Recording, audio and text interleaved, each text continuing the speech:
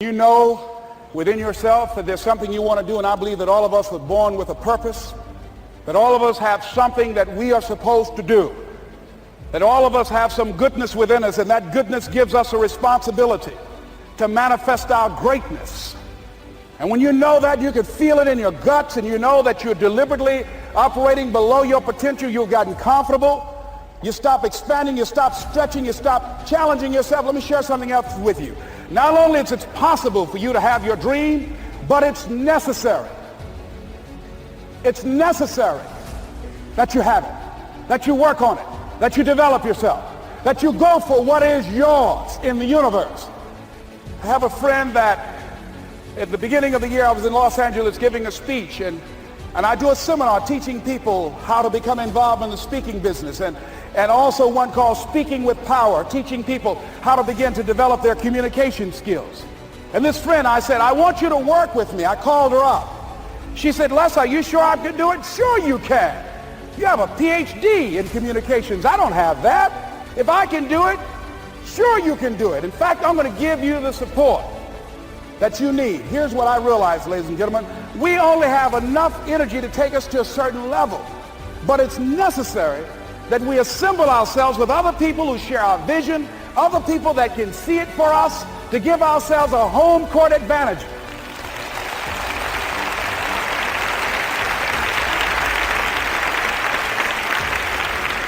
So it's necessary that you seek out other people who think like you, who are growing, who have decided that they are not satisfied with where they are. See, I don't believe that necessity is the mother of invention. No, necessity, in my opinion, is not the mother of invention. Refusing to accept things the way that they are is the mother of invention.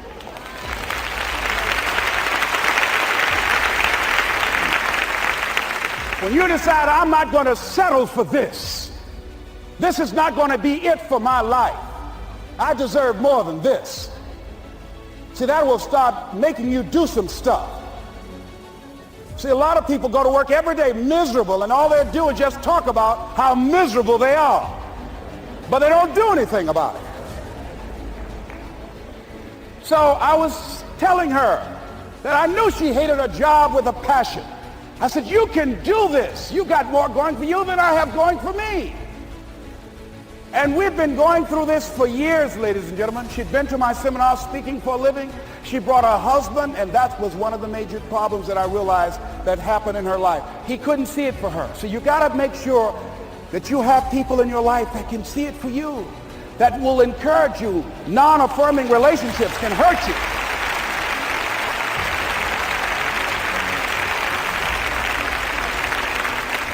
And I talked to him. I said, you know, I don't have anything to do with your marriage. I said, you and I are good friends, and she and I are good friends. And I'm not taking sides. I said, but if you can't see it for her, don't tell her that. Just give her some support. What if you're wrong? It's possible, man, that if I'm doing it, she can do it. Well, you're different. How are you going to tell me that? You've seen her speak. She's got great speaking skills. Don't underestimate her. You don't know. You got a great woman here. But you see, people who can't see it for themselves can't see it for you. He was happy.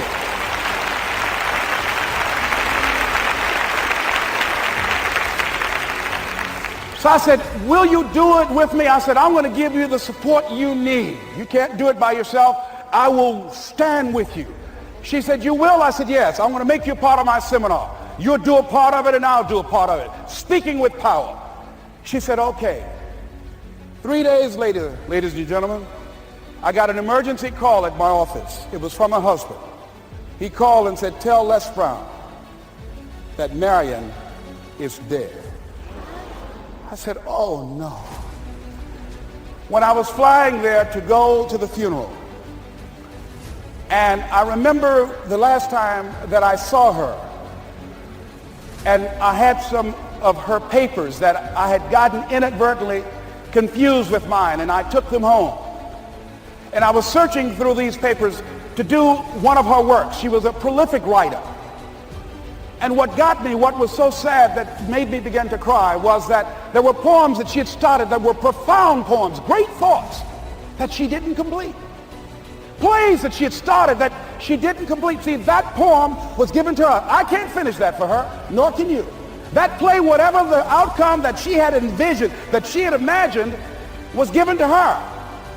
Only her. And she's the channel that was going to come through. You are here, and you are the vessel, you are the outlet for the universe. That you've been selected. There's something for you to do. I believe all of us have some purpose for being here. And as I was going to the funeral, and I was reading a newspaper that said that millions of people are dying because of what they're eating, talking about their diet. And I'm sure that it was Marion talking to me, whispering, saying, Les, the next time you speak, say that even more are dying because of what's eating them.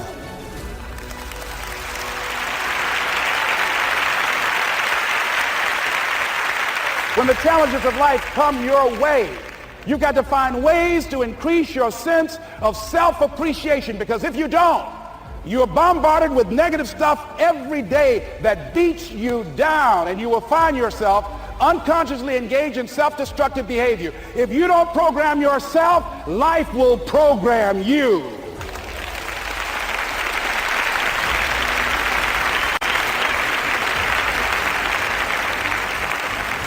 So you want to have an agenda for your life. It's necessary that you have some direction for your life. A friend at the National Speakers Convention gave us a presentation, and it really struck me. He was talking about when he was traveling across Europe, Warren Gresham, and he said at different points, soldiers would wake them up on their journey and ask him the question.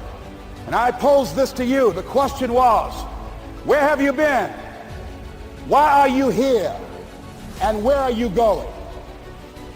And that's what I ask you. Where have you been? Where have you been up to this point? You look at your life. You look at what you produce. Is it giving you what you want? Are you living on purpose? Are you living your dream? Are you acting on your ideas? Are you doing all you can do? Have you gotten comfortable? Are you procrastinating? Are you evading your own greatness? Are you surrounding yourself with people that can nourish you?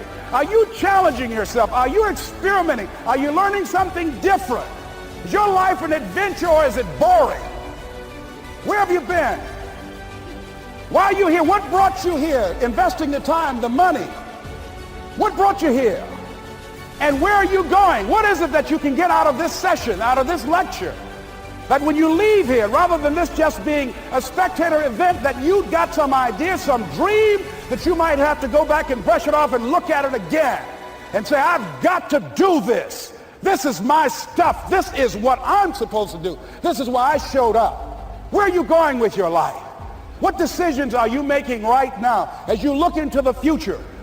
Are you experimenting to find out what other talents and abilities that you have? See, we're in a time right now. The day is gone where you could just go to college and get out and get a job and work 30 or 40 years with job security and retire with a gold watch. The gold watch days are gone. Brand new day. Party's over. So now you have got to be multi-talented and multi-skilled.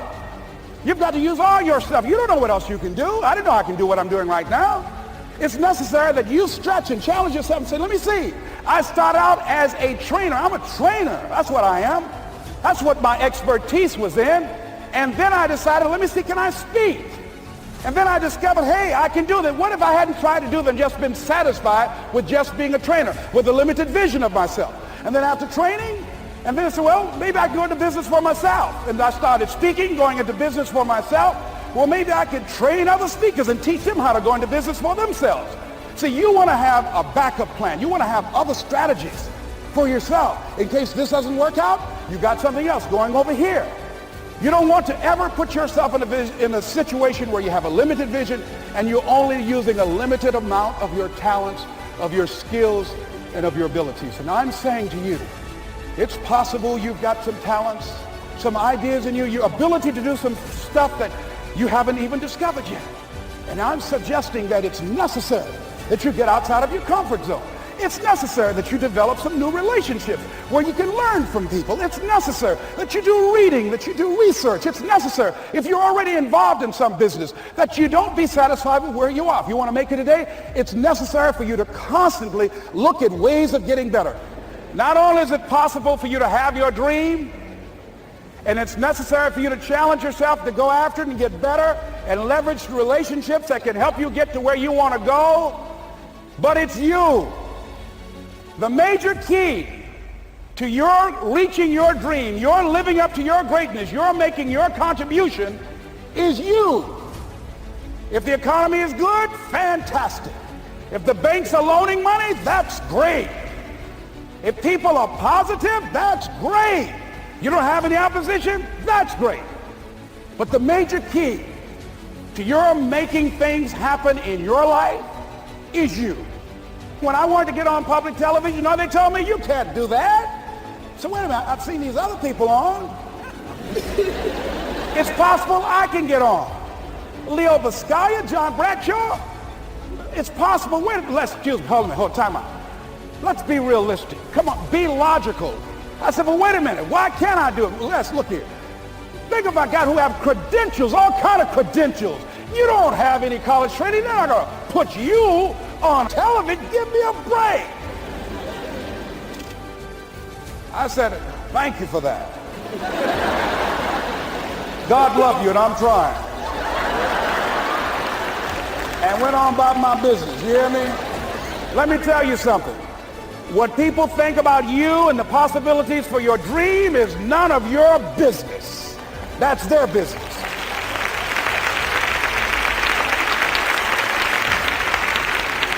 They have no imagination, ladies and gentlemen. They're living out of the past, out of their memory. Their attitude is it can't be done because they haven't seen it. They're judging according to appearances. The people that are going to make it in the future, the people that are making it today, let me share something with you. History is being read, but it's also being written by people with imagination.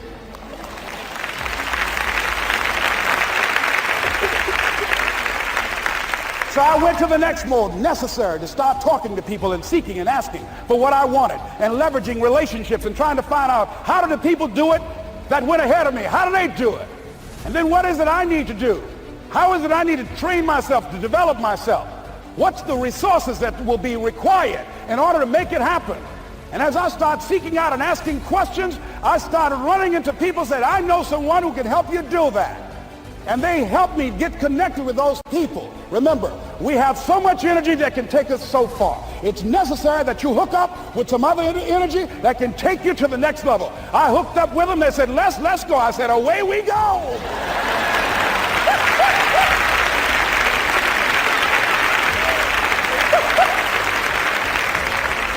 And guess what? Here we are. I love it. You want your stuff? It's necessary you take responsibility for it, that you make it happen, that you don't give up, that you don't take any objection or disappointment or defeats personally, that you keep on keeping on, that you don't decide that I can't make it because you can't see the light at the end of the tunnel, that you realize that's a part of the program. And here's something you've got to resolve. Say this to yourself every day. See, as long as you're breathing, you got a shot at your dream. That's the way I resolve. Say this, please. It's not over until I win. You got that right.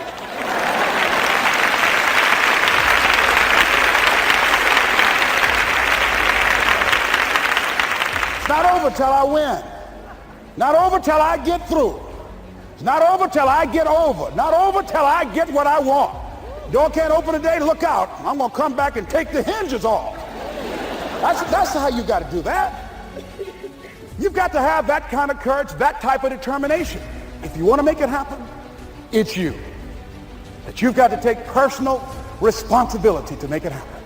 That you have got to own what it is that you want to do. If it's taking care of your well-being, if it's making a difference in our school system, if it's working with senior citizens, if it's to protect our ecology, if it's to create an economic renaissance, if it's just to take yourself to another level, it's you.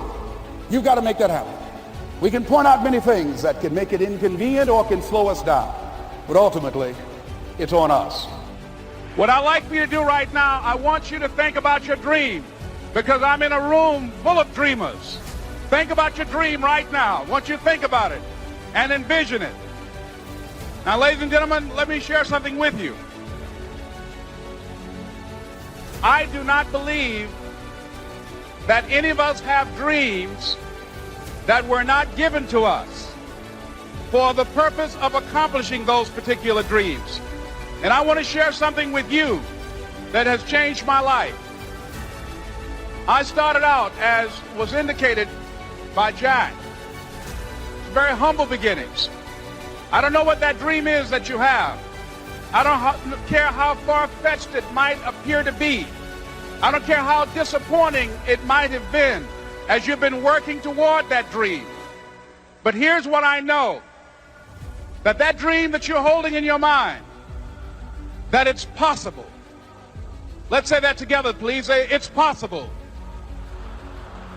See, sometimes we can't say, I can do that. But what we can say, that it's possible that I can have my dream as we run toward it, as we work on it day in and day out. No one, ladies and gentlemen, could have convinced me when I started out just over 6 years ago working on my dream. And I want you to think about whatever your dream is, because I was willing to take a chance. And most people won't do that. Most of the people that you talk to try and bring them into the business, these are not risk takers. Most people have done all that they're ever going to do. They raise a family, they earn a living, and then they die. But people who are running toward their dreams, life has a special kind of meaning.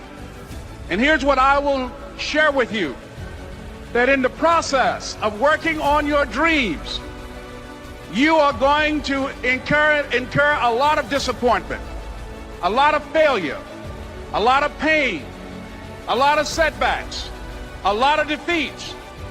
But in the process of doing that, you will discover some things about yourself that you don't know right now. What you will realize is that you have greatness within you. What you'll realize is that you're more powerful than you can ever begin to imagine. What you will realize is that you're greater than your circumstances, that you don't have to go through life being a victim. As Jack indicated, I was born in Miami, Florida, in an area called Liberty City, in an abandoned building on a hard linoleum floor with my twin brother. We were 6 weeks of age. We were adopted. When I was in 5th grade, I was identified as EMR, labeled educable, mentally retarded, put back from the 5th grade into the 4th grade, and stayed in that category until I got out of high school.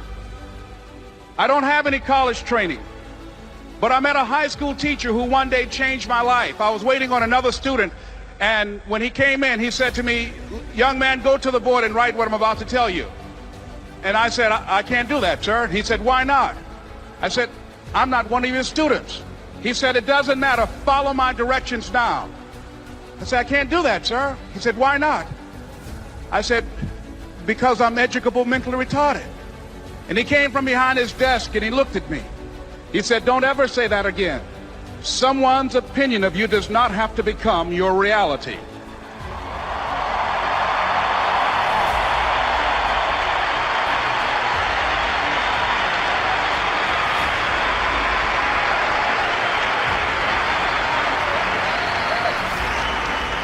And that man, Mr. Leroy Washington, did something for me. He started planting seeds in my mind that enabled me to begin to dream, as Dexter has been doing for you.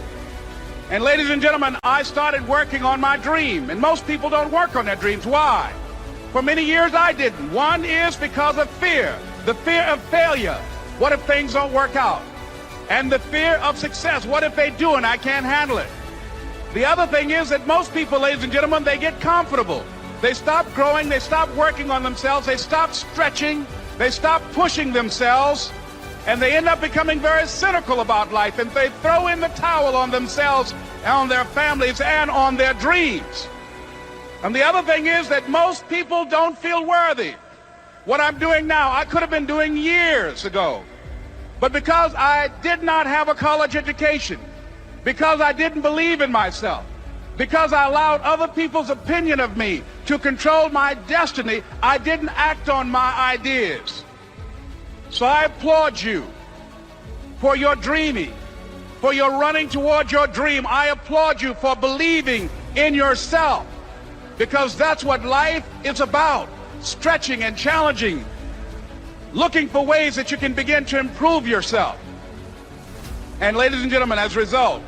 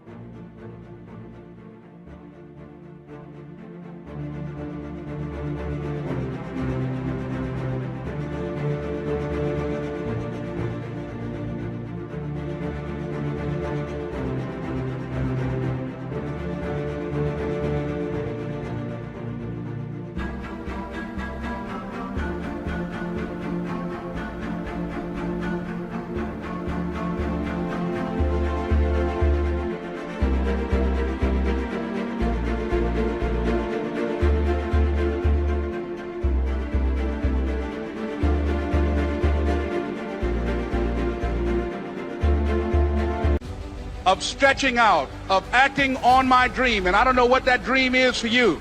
I can tell you that it's possible. No one could have convinced me that after just over 6 years, I would have my own book entitled Live Your Dreams.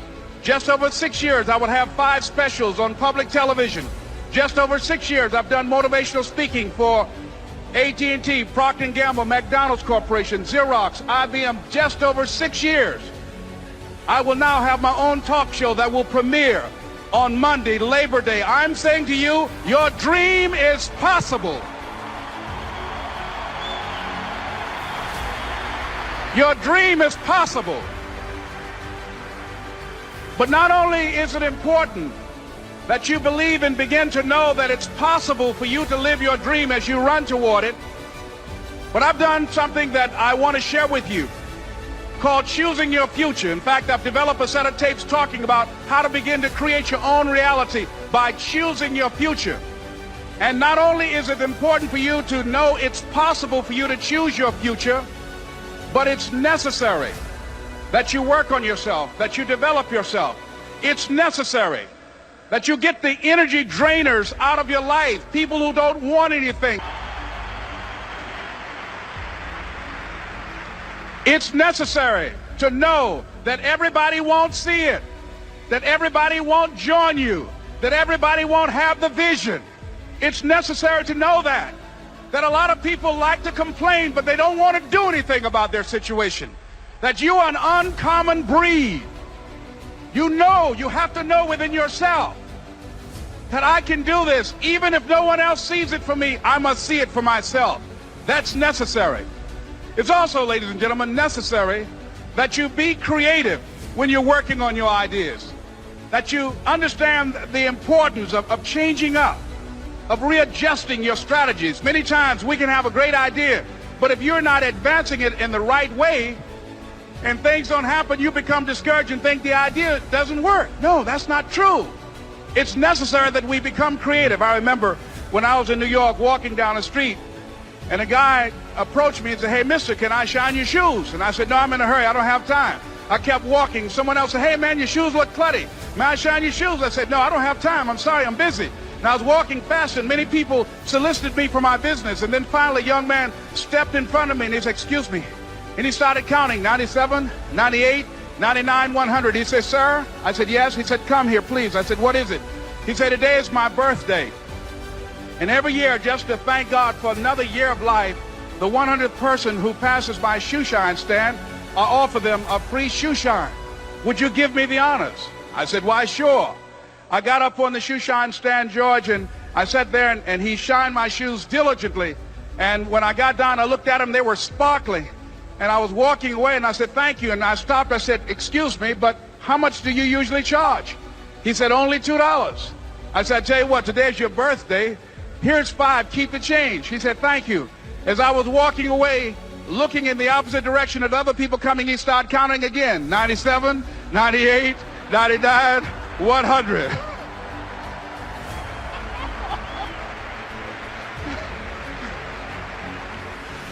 It's necessary that you be flexible, that you are always thinking of how can I improve this better. This is a customer-driven economy. It's necessary for you to always explore various ways in which you can improve the quality of service that you're providing for the people in your organization. I remember something, a major company had talked about the extra value service they were providing for their customers. And the lady who had the news conference summarized it this way. She said, it's not our intention to satisfy our customers or to please our customers. Our intention is to amaze them. It's necessary, if you're going to compete today, that you look for ways to amaze your customers by being one of those individuals that keep your commitments, that keep your word, that's relentless.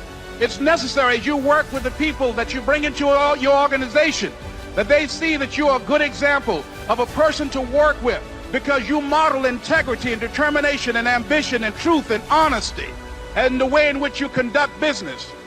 The next step is, that is you. That is you. That no one can do it for you but you. And even though you face disappointments, even though you will experience some setbacks, it goes with the territory. You must understand that. I remember I was playing a game with my 9-year-old son, John Leslie, and I beat him 10 straight games in a game called Connect 4. And finally, I said, John Leslie, I'm bored. I don't want to play you anymore. And I got up. I said, I'm ready to go to sleep now. And repeat out to me, please. Let's say this together. It's not over until I win. John Leslie said, no, you can't go now, Dad. I said, why? He said, it's not over until I win. That was his attitude. We sat down and we played several other games. And finally, after the 11th game, John Leslie won, and he got up and he yawned. And he said, I'm ready to go to sleep now. And I'm saying to you, what if all of us took that attitude after we face a rejection and a no, or we have a meeting and no one shows up, or somebody say, you can count on me, and they don't come through? What if we have that kind of attitude? The car's repossessed. Nobody believes in you. You've lost again and again and again. The lights are cut off, but you're still looking at your dream, reviewing it every day, and say to yourself, it's not over until I win.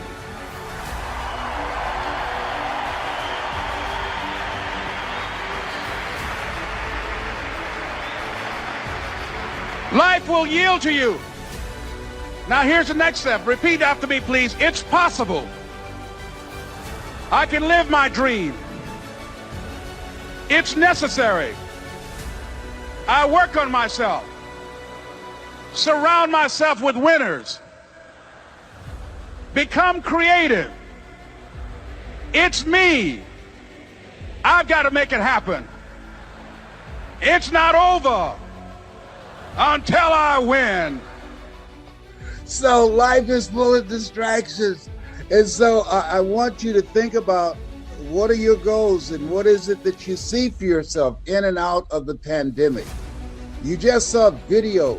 Here I am, 77, just a few months ago, about 3 months ago, I connected with my birth family. And to see a picture for the first time of my birth mother and father. This thing called life, it's just so unpredictable. And so that in the middle of all the stuff that we have to do, and the things that you have to do in terms of your personal stuff, in terms of your business and the people that's a part of your team, and all of the unexpected distractions that we just don't see coming. This is a very challenging time. And what we have to do and know is, first of all, we have to have a program for ourselves to handle what's going on. And I want you to write this down.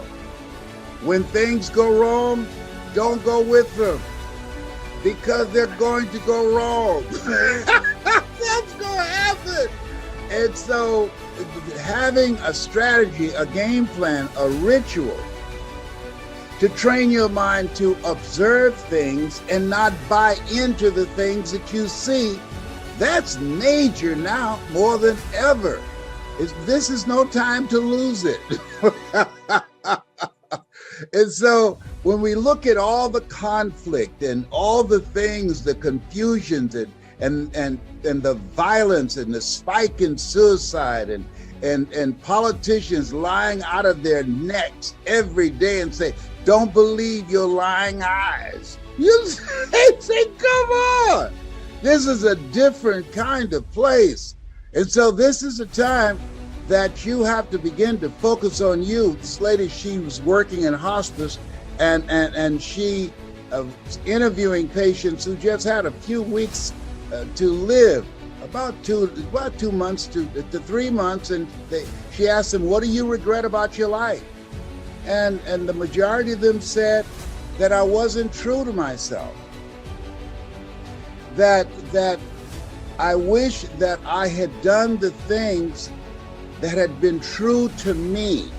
It's been said that most people die unlived lives. They die a life that's not them.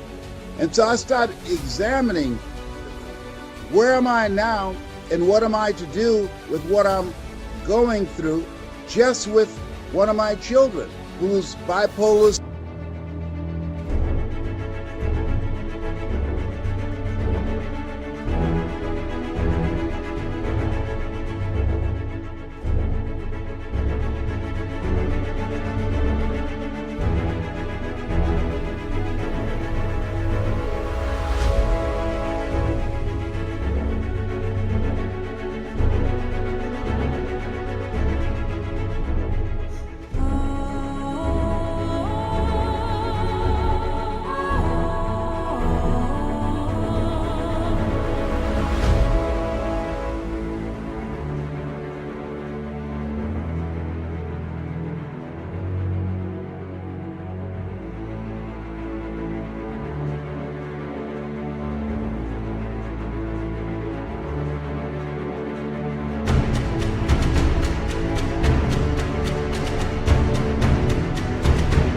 Schizophrenic. How do I handle that? I call Fab and say, hey, I need some help. Do you know anybody that can help me? Because here I am, can motivate people around the world, and my son, look like I made him by myself, can't hear my voice. So that's very challenging, and it's very humbling.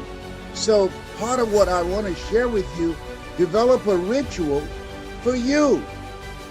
I'm the fix-it person, but I had to begin to anchor myself in the words, Lord, grant me the serenity to accept the things that I can't change, the courage to change the things that I can, and the wisdom to know the difference. And if that wasn't enough, I'm at Cancer Centers of America last week, and they said, Mr. Brown, we know we gave you the Perseverance Award for 29-year prostate cancer conqueror. But we see something here, because I just said, let me just check myself out and see how things are going. And they said, your white blood cells are low. We've not seen this. And I remember reading a book called Who's the Matter with Me? And what I realized, that the shift that has taken place in my health that I'm now proactively dealing with, it is a result of stress.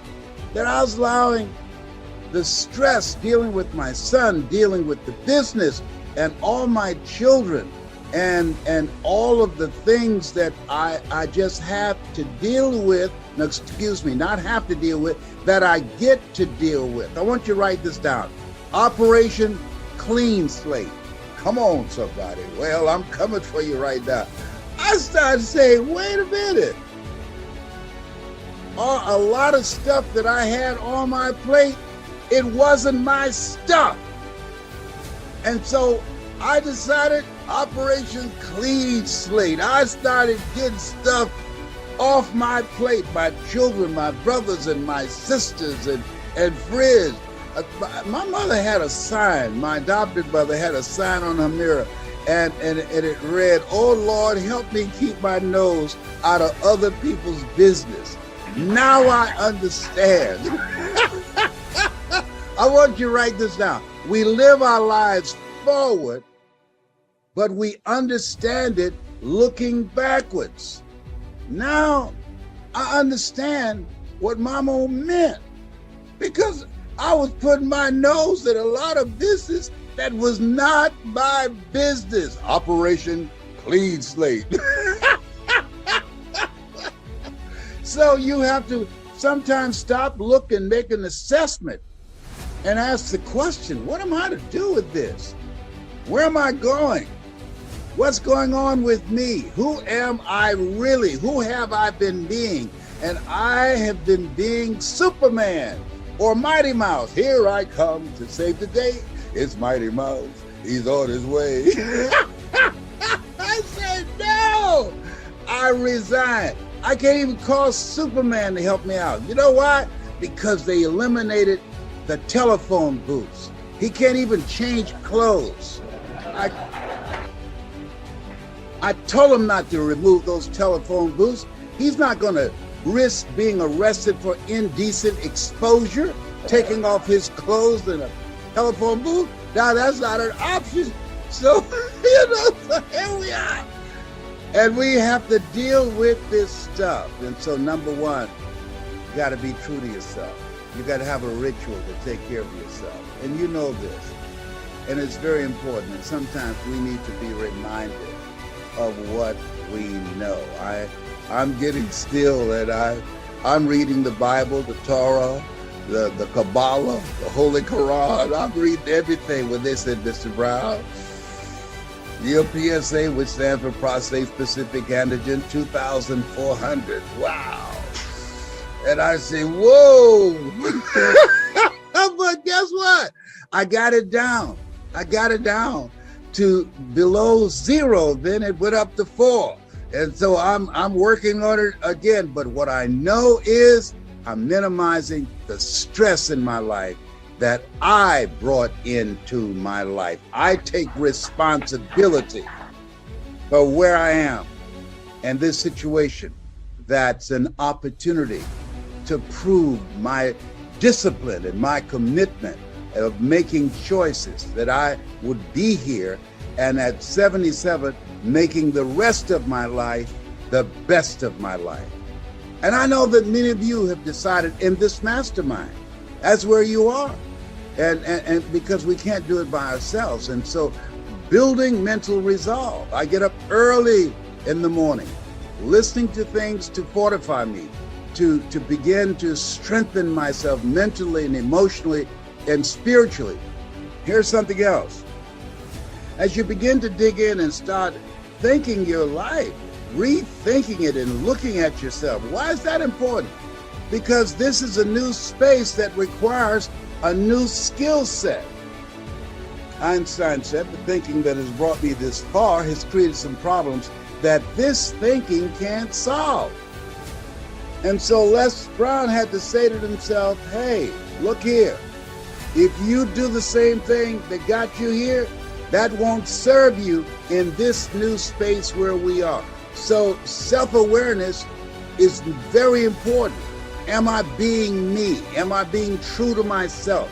Am I doing the things that I need to do to keep myself on the path to do the things that I go forward where I am an asset to my family and not a liability?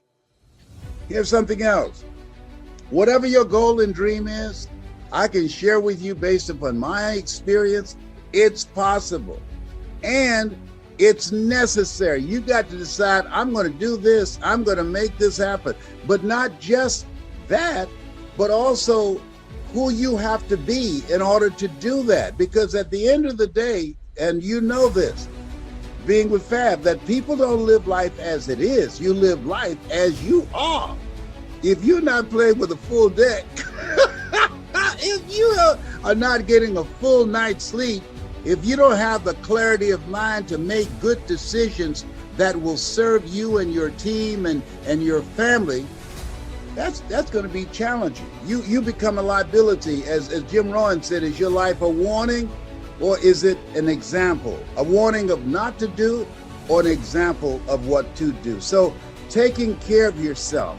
And I want you to write this down. Live your life, and this is where I am. And I really want you to put this someplace that you can see it. Live your life the way that you want to lead your life. I was talking to a room of entrepreneurs, and I asked them, if you knew you had just a few weeks to live, what would you do differently? And I was surprised that the majority said, I would quit my business, and they start thinking about things that they were going to do. And here's what was fascinating. There's a young lady in there named Pauline Ahi. Pauline was born with no arms and no legs. And so as I was passing her table in this training I was doing, someone said, did you hear what Les said? Write down the things that you would do differently if you knew you just had a few weeks to live. She said, yes, I heard him. And what most of them did at the table, they talked about quitting their business and start traveling and just doing a variety of things. And what she said, I would continue to be me. And when they heard her say that, these people who had written out all the things that they had taken on and all the things that they said that they would step away from, they begin to rethink themselves. And I asked also the second follow-up question, what are the biggest challenges that you're facing right now? Pauline did not have one thing on her paper. No arms, no legs, married with children. And they asked, you gotta have some problem. You don't have no arms. You don't have no legs. That's gotta be very challenging. He said, I don't have no challenge. I find a way to live life on my terms. Whoa. That's major. She said, I've set my life up.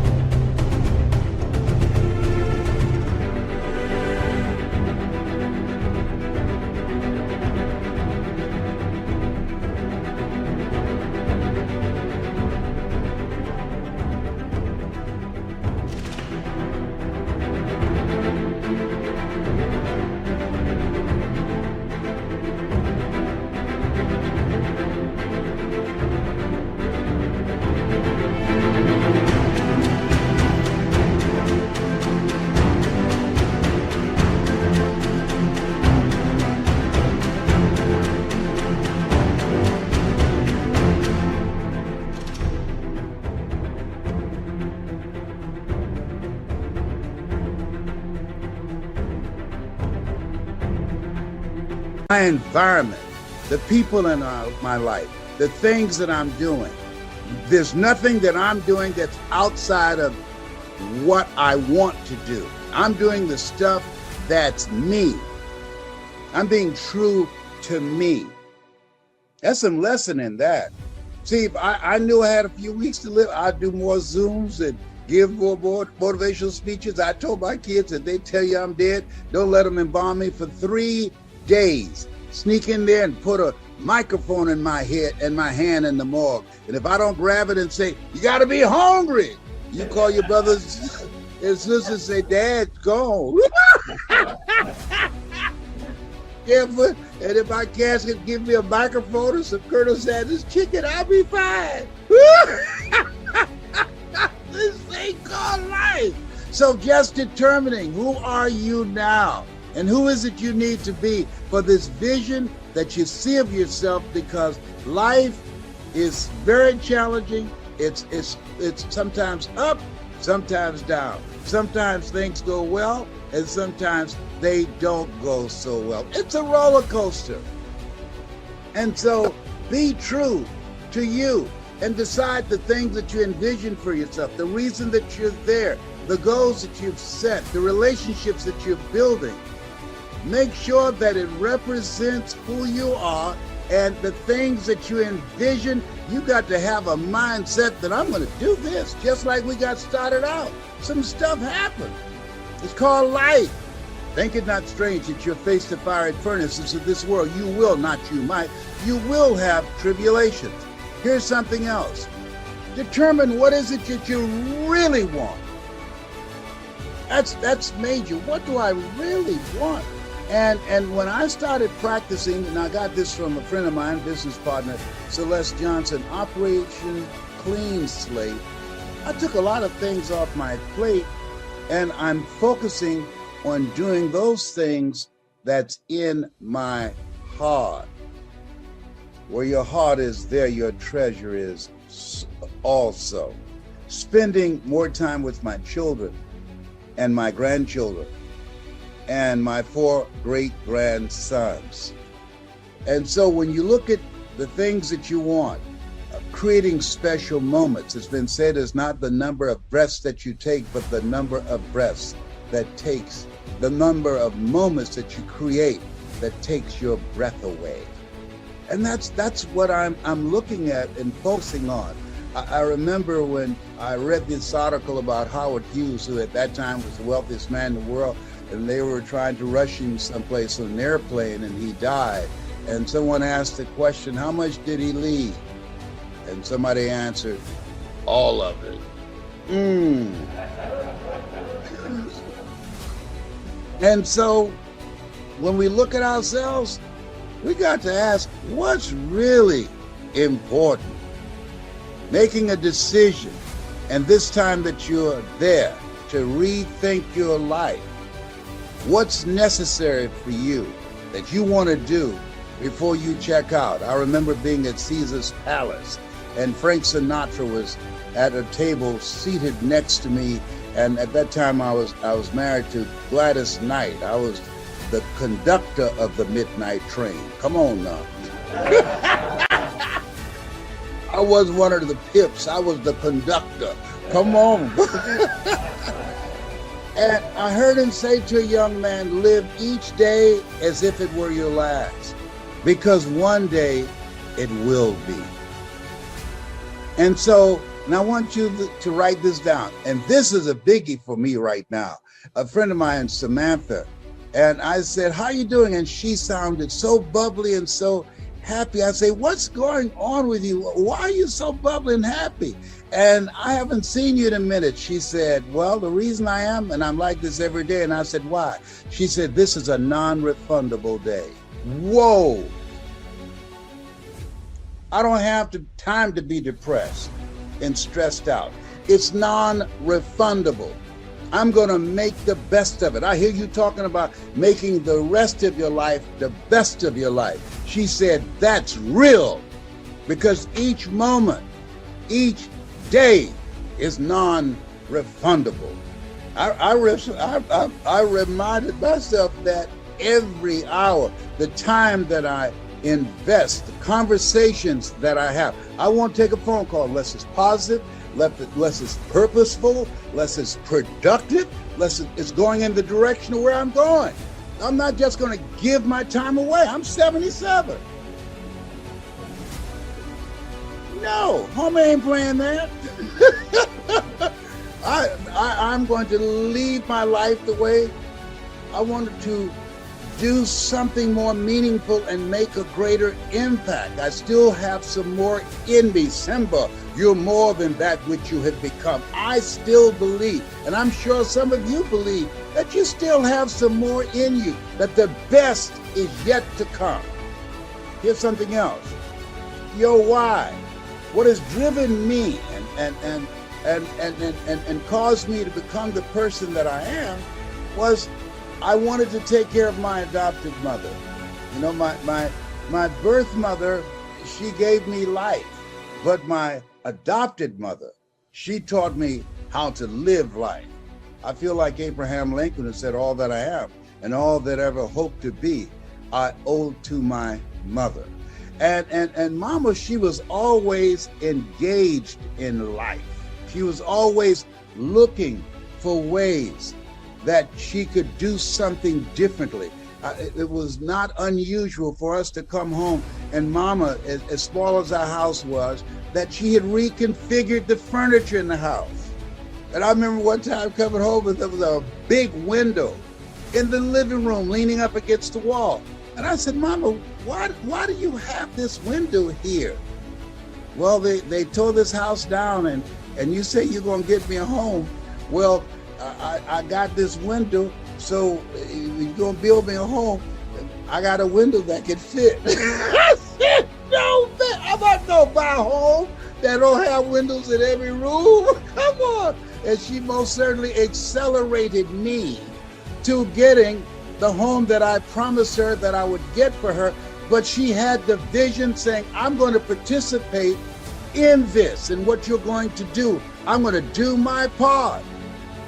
And so what reason you're here, you've decided, hey, I got something else I want to do. You've got some bigger goals that you want to achieve. And write this down. Life begins at the end of your comfort zone.